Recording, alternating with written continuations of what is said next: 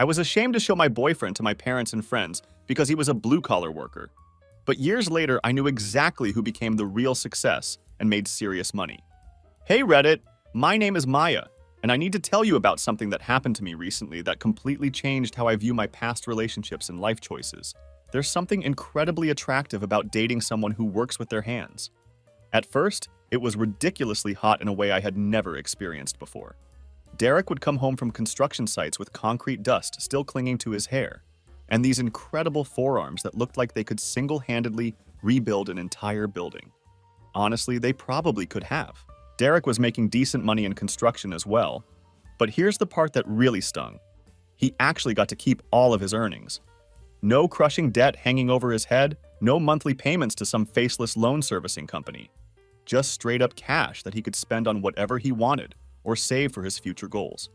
The financial freedom he enjoyed while I struggled with debt from my superior education felt like a constant reminder of a choice I was beginning to question. There's this concept called the college premium. The idea that people with degrees automatically do better in life financially and professionally than those without. But what if the premium isn't just about what you earn, but about what you actually get to keep after all your expenses? What if it's not only about your gross salary, but also about the debt you carry and the financial freedom you actually possess? What if real ambition isn't about the prestige level of your job title, but about the stability and security you can create for your life? What if success isn't measured by how impressive your career sounds to other people, but by how well your choices actually work for the life you want to build? I'm not saying that I regret everything about the path I chose.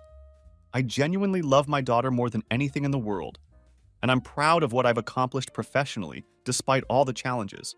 I know that I'm strong enough and resourceful enough to handle whatever comes next in my life, and that's worth something significant.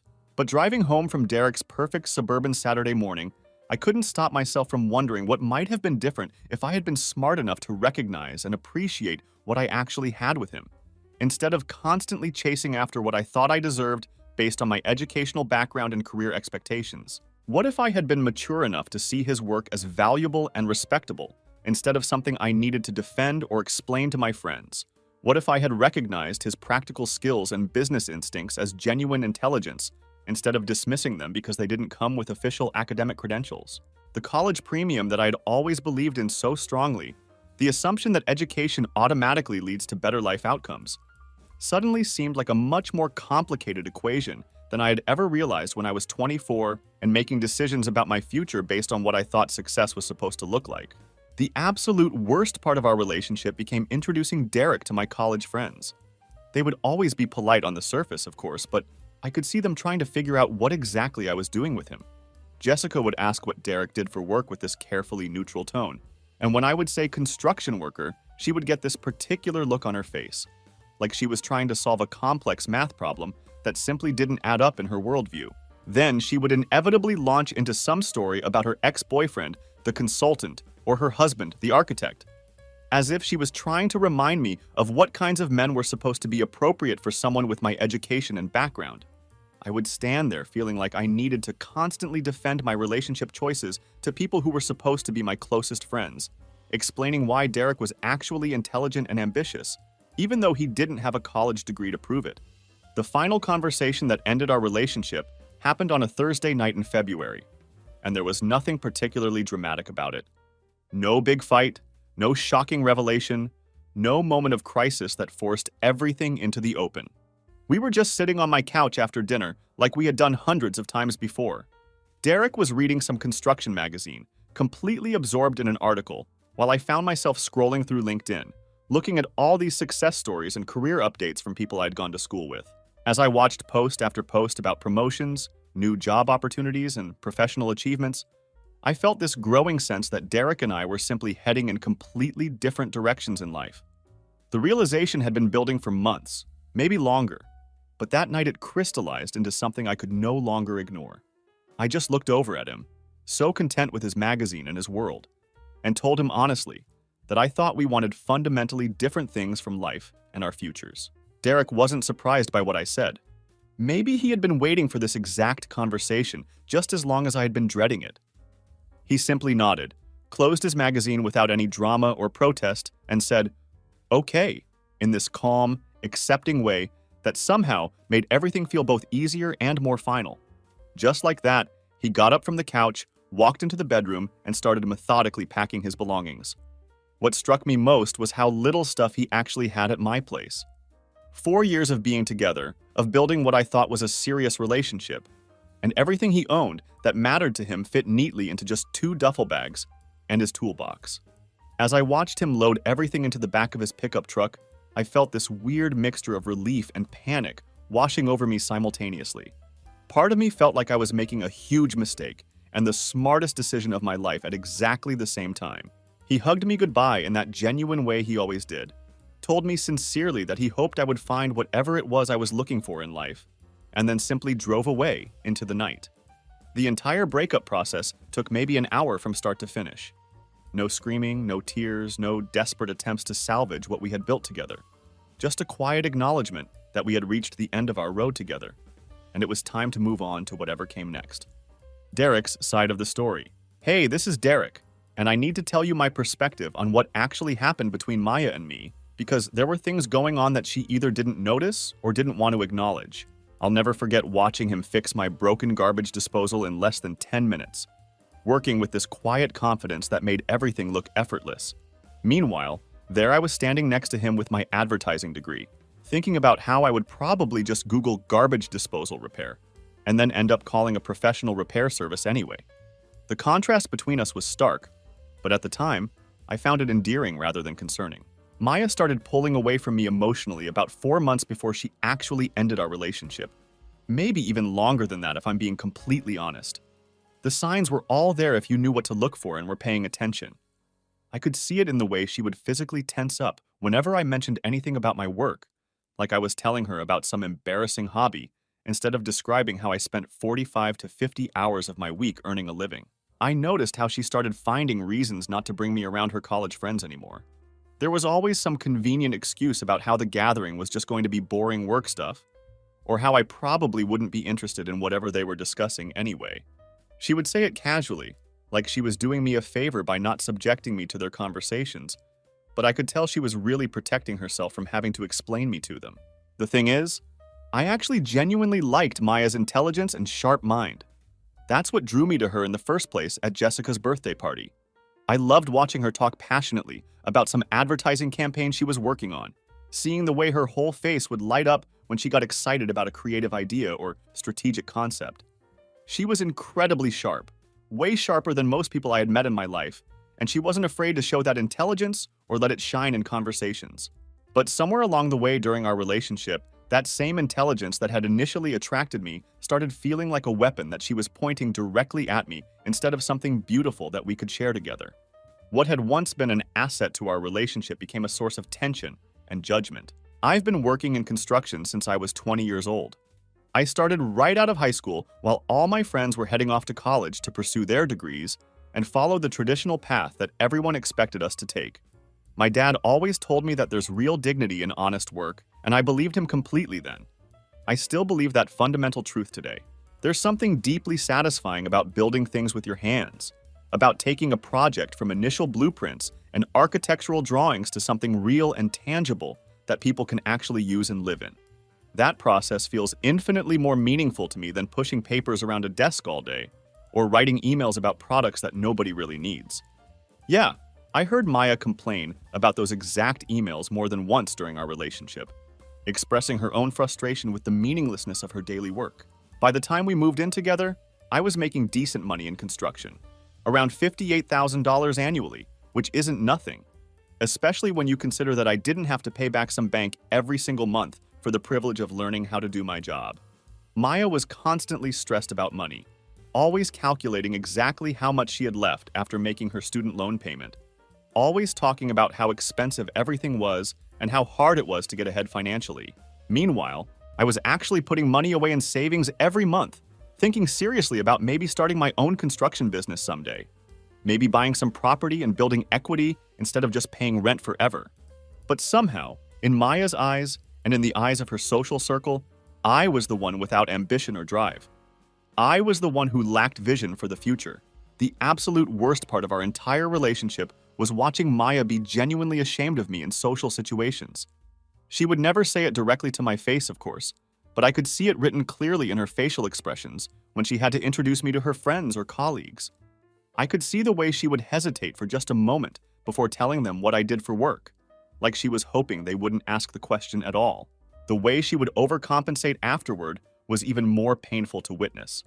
She would launch into these elaborate explanations about how creative construction work actually was, or how important skilled trades were to the overall economy, like she was trying to convince herself as much as she was trying to convince them. It was like she was building a case for why dating me wasn't actually a step down from her expected standards. We met at my friend Jessica's birthday party 4 years ago, and he immediately stood out from every other guy there. While all the other men were wearing expensive polo shirts and trying to look impressive, Derek showed up in this simple black t-shirt that somehow looked better on him than designer clothes looked on anyone else. There was something authentic about his presence that drew me in immediately. I tried really hard to be understanding about Maya's situation and the pressures she was facing. I genuinely did my best to see things from her perspective. I knew she was under intense pressure from her friends, from her family, and from whatever vision she had constructed in her mind about what her life was supposed to look like based on her education and career expectations. But it's incredibly difficult to love someone deeply when you can constantly feel them looking down on you, when you know in your heart that they think your work and your life choices are somehow less valuable or important than theirs, simply because you don't need a college degree to do what you do well. That constant judgment wears you down over time, no matter how much you try to ignore it or rationalize it away. The night she finally ended things between us, I was sitting on her couch reading this fascinating article about sustainable building practices and environmentally conscious construction methods. I was thinking seriously about how maybe I could transition into green construction and start specializing in eco-friendly materials and sustainable building techniques. I had this entire business plan forming in my head, ideas about how to market myself effectively to environmentally conscious clients, ways to differentiate my services from the bigger, more established companies, strategies for building a niche that would be both profitable and meaningful. But when Maya started talking about how we wanted fundamentally different things from life, how we were heading in completely different directions with our futures, I just quietly closed the magazine and nodded in agreement. What would have been the point of arguing with her or trying to change her mind? She had clearly made her decision, and fighting it would only make everything more painful for both of us. She seemed genuinely relieved when I didn't fight her on the breakup or try to talk her out of it. Maybe she was expecting some big emotional scene, some desperate plea to work things out and give our relationship another chance. But honestly, I was kind of relieved too, even though it hurt to admit that to myself.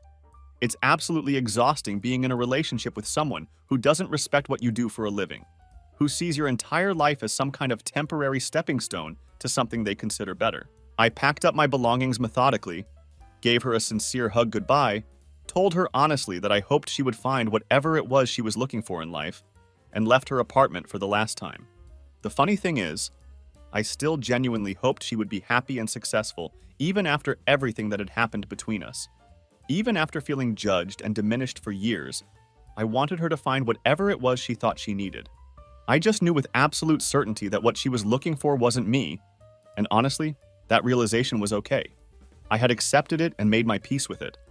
I had my own building to do, my own life to construct, and my own dreams to pursue. Maya's life 8 years later. So here I am now at 31 years old, driving to meet Jessica for brunch in my Honda Civic that's definitely seen better days, listening to my daughter Zoe sing some completely made-up song about unicorns in the back seat.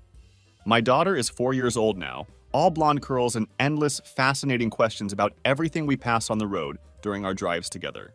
"Why is that building so tall, Mommy?" she asks, pressing her face against the window.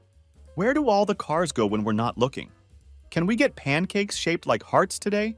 Her curiosity is endless and pure, and these moments in the car with her are some of my favorites, even when I'm stressed about everything else in my life. When he told me he was a construction worker, I thought it was refreshing and different from my usual dating pool.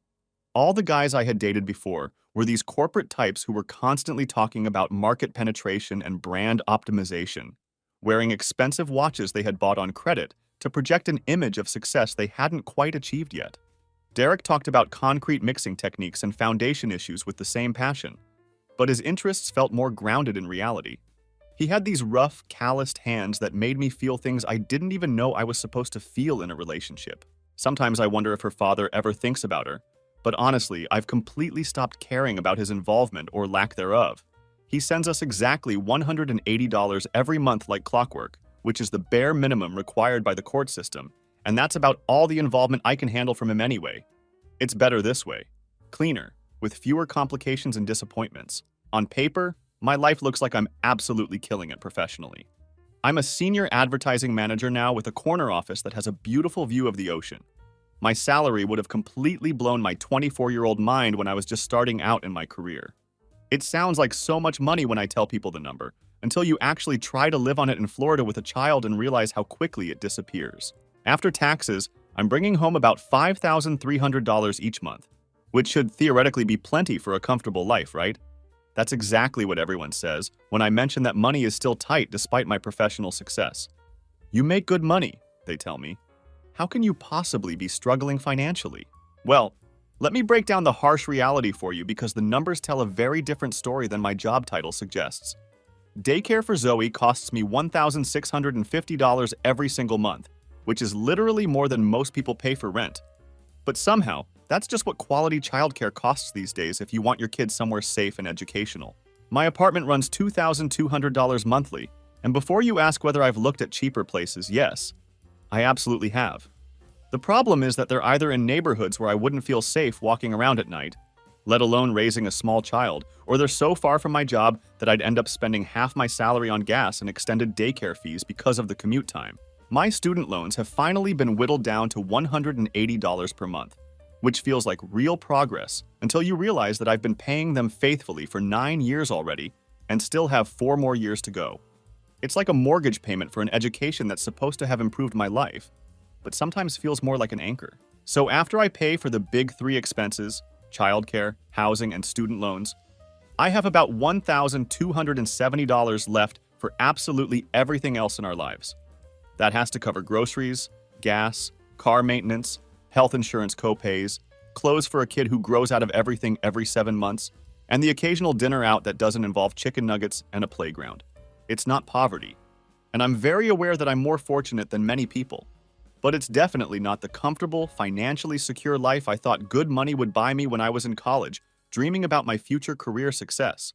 The loneliness is probably the worst part of my current situation, and I don't just mean the dating challenges, though that's certainly its own nightmare when you're 31 with a toddler and significant trust issues from past relationships.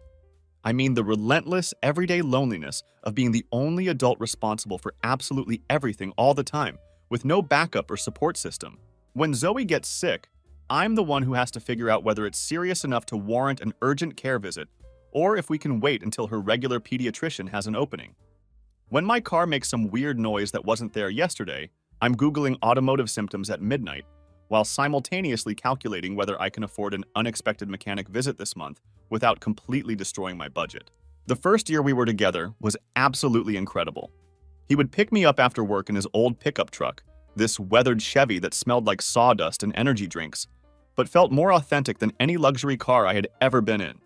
We would drive up to the mountains just to watch the sunset together, and he knew all these secret spots around Miami that you would never find unless you had grown up there. Unlike me, who had just moved to Florida for work, Derek actually belonged to this place and could show me the real version of it. Not just the tourist attractions and trendy neighborhoods. When the dishwasher starts leaking water all over my kitchen floor, I'm watching YouTube repair videos at 1 in the morning, trying to determine if it's something I can fix myself with basic tools or if I need to call a professional. Calling someone means taking time off work, which means explaining to my boss why I need to leave early again, which adds another layer of stress to an already complicated situation. Dating at 31 with a 4-year-old child is like trying to solve an incredibly complex puzzle where half the pieces are missing and the other half don't seem to fit together no matter how you arrange them.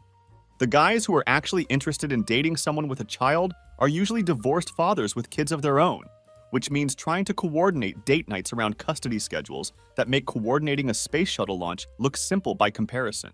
The guys without children either run for the hills the moment they discover I have a daughter, or they stick around just long enough to realize they're not actually ready to become a stepdad to someone else's toddler. Can you really blame them for that reaction? If I'm being completely honest with myself, I probably wouldn't want to date me either, given all the complications and responsibilities that come with my life. Sometimes, usually late at night when I'm doing the dishes and Zoe is finally asleep and the apartment is quiet, I find myself thinking about all the choices that led me to this exact point in my life.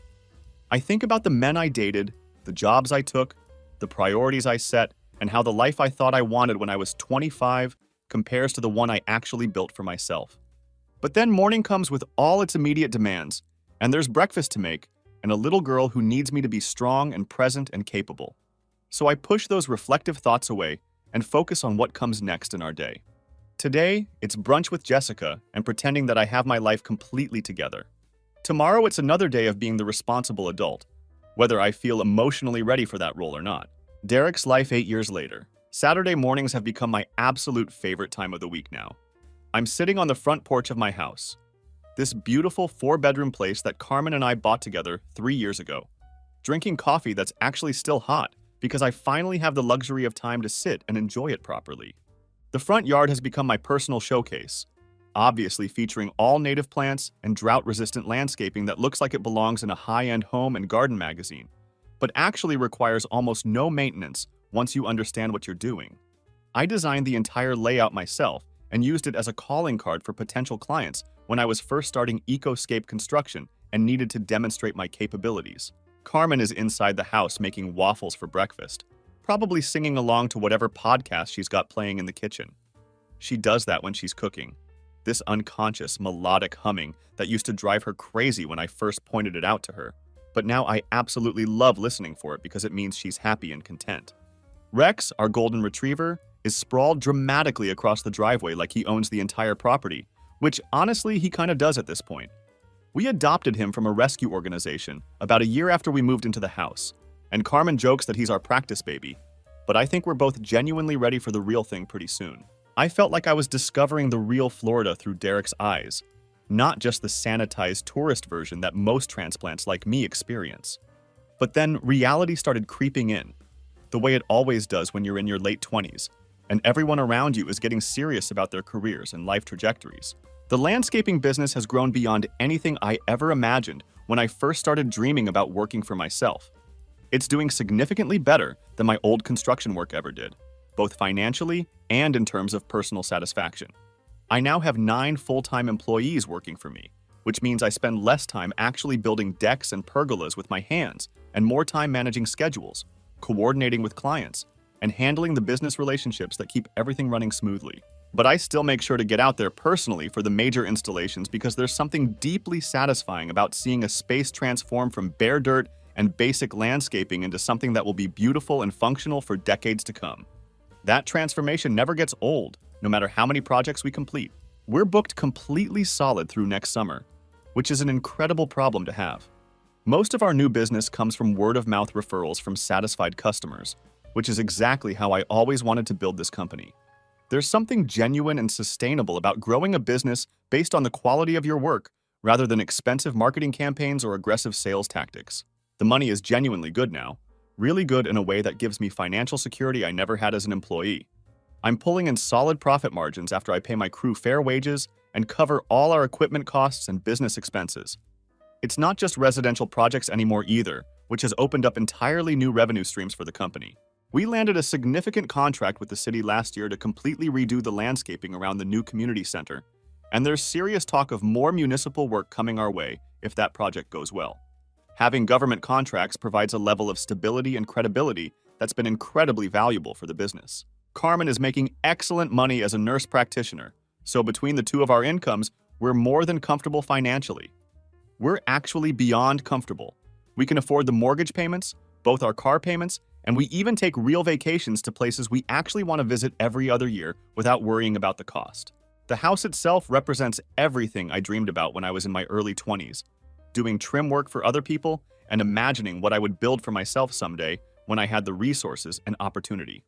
It's not huge or ostentatious, but it's solid with good bones and a layout that actually makes practical sense for how people live. I did most of the renovation work myself over the course of several months, which saved us probably $45,000 in contractor fees and allowed me to fix all the small details that would have driven me absolutely crazy if someone else had done them incorrectly. We have a completely new kitchen with high-end appliances, refinished hardwood floors throughout the main living areas, and a master bathroom that's bigger than my first apartment was. Carmen picked out most of the finishes and decorative elements because she has a much better eye for that kind of thing than I do. But I made absolutely sure that everything was installed correctly and built to last. All those years of construction work are finally paying off in my own home, where I can take pride in every detail. What I love most about our current situation is this profound feeling of permanence and belonging. This is genuinely our place, not somewhere we're renting temporarily until we figure out what comes next in our lives. The neighbors know us personally, and we know them. Mrs. Gonzalez next door brings us fresh mangoes from her tree every summer, and I help her grandson with his motorcycle whenever it starts acting up. You know how it is when you reach that age where social pressure becomes more intense.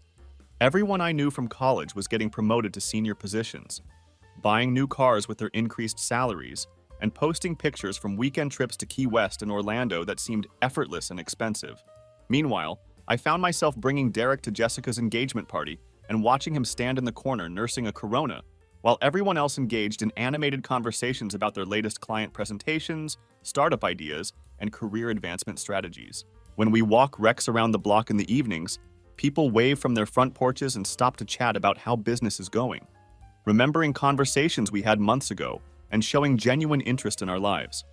It's the kind of authentic community connection that I didn't even know I wanted until I actually experienced it. And now I can't imagine living any other way. That's when I happened to notice a Honda Civic driving by unusually slowly, then pulling over and parking a few houses down from ours. It's not particularly unusual in our neighborhood because people tend to drive slowly here since there are always kids on bikes and families walking around. But something about this particular car caught my attention and made me look twice. Then the driver got out of the car, and I knew immediately, even from a distance, and even after 8 years had passed since I'd last seen her. It was Maya. She had a little girl with her, probably around 4 years old, with beautiful blonde curls bouncing as she pointed excitedly at something down the street. As I watched them, I realized she was pointing directly at my house. I should have felt awkward or nervous about this unexpected encounter. But honestly, I was just genuinely curious about how life had treated her over the years. What were the chances of running into each other like this, especially in my own neighborhood? I stood up from my porch chair and walked toward the front gate with Rex trotting along beside me, tail wagging like he always does when there's the possibility of meeting new people. Maya looked good. Older, obviously, but still put together in that careful, intentional way she had always maintained. The little girl with her was absolutely beautiful, full of that pure energy and curiosity that 4-year-olds possess. I found myself genuinely happy to see Maya after all these years, simply wondering how life had unfolded for her, and hoping she had managed to find whatever it was she had been looking for when we parted ways. The unexpected encounter. So there I was, standing at Derek's front gate with Zoe, tugging impatiently on my hand and asking if she could pet the big golden dog, trying to act like running into my ex-boyfriend after 8 years was the most natural and casual thing in the world. My heart was beating faster than I wanted to admit, and I was desperately trying to process what I was seeing. The conversation started awkward but remained friendly, the way these unexpected encounters usually do when you're both trying to figure out exactly how much to reveal about your current life and how much to keep private or buried. I couldn't help but comment on his house because, honestly, it was absolutely impossible to ignore how impressive it was. The landscaping was magazine-quality beautiful. The exterior paint looked fresh and professionally done, and everything about the property looked like it belonged in one of those home improvement shows that I watch late at night when I can't sleep and find myself wondering how other people manage to create such perfect-looking lives. Derek just shrugged modestly when I complimented the house and mentioned casually that he and his wife had bought it a few years ago, adding that he had done most of the renovation work himself over time. His wife. Of course he was married now. Of course he had personally renovated his own house. Of course everything in his life looked absolutely perfect from the outside. It wasn't that Derek couldn't contribute to these conversations or lacked the intelligence to participate meaningfully. The problem was that he simply didn't want to engage with that world. He would just listen with this half-amused smile on his face, like he found the whole social performance amusing rather than important. Somehow, that detached attitude made everything worse for me. I wanted him to care about impressing my friends, or at least try to fit into my social circle, but he seemed perfectly content to observe from the sidelines. He asked what I was up to these days, and I told him about my recent promotion to senior advertising manager, mentioning the corner office, and trying to make my professional life sound as successful and impressive as possible. He congratulated me warmly, and it sounded completely genuine rather than polite, or like he was trying to prove he was over whatever had happened between us years ago. Then, Derek mentioned his landscaping company almost casually, talking about it like it was no big deal to have 9 employees and commercial contracts with the city, being booked solid for months in advance. I found myself doing rapid mental math, trying not to let my facial expression show exactly what I was thinking about the implications of what he was telling me. 9 employees doesn't mean he's just some guy with a pickup truck and a lawnmower working odd jobs around town. This represents a real, substantial business with payroll, insurance, commercial contracts, and the kind of overhead that indicates serious success. The numbers were starting to add up in ways that made me uncomfortable, but I tried to keep my expression neutral and conversational. We were both carefully dancing around the more personal aspects of our lives, focusing instead on safe topics like work achievements and how much the neighborhood had changed over the years.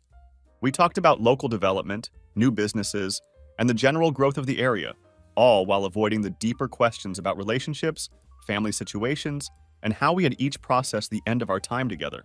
That's when a woman came out of Derek's house, and I knew immediately what I was looking at.